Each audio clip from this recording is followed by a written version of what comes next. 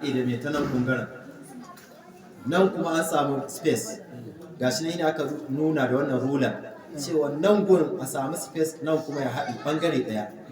za ka kai shi ɓangaren turame yanzu nan kun ga nan tsinin ya hawo kan harshe yana nuna muku ba haka ake faɗin bo ba ruwansa a gaba gefe za ka haka da harshen ka bo shi ne za ka ji ya yi zaƙi ya kankan amma da ka ce bo sai ka ji ya zo da wata harza haka bo haka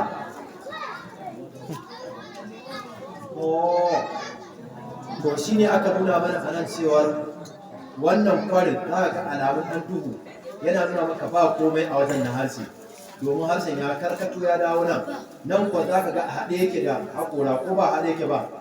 za ku gani ya haɗe da haƙora shi ne waliyar adira zai haɗe da teme ko zai bi inda tirame suke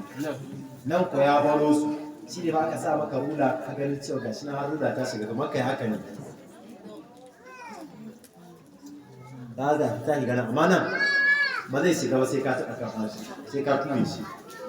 ga kuma wani na ƙasa aka sake nuna maka nan kibiyar ta nuna maka an karkata harshen kaga tsininsa karkacewa zai ba zai ma zo maka kan harshe ba gashi ya tafi nan side din nan kuma ya dan bar space shine aka yi maka aka ce makhrajut ta nan shine mafitar ta za ka ga harshen ya dan karkace gefe ko ya tafi nan gefen ya baro nan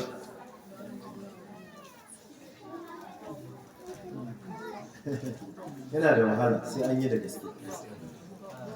to shine idwaliyal adras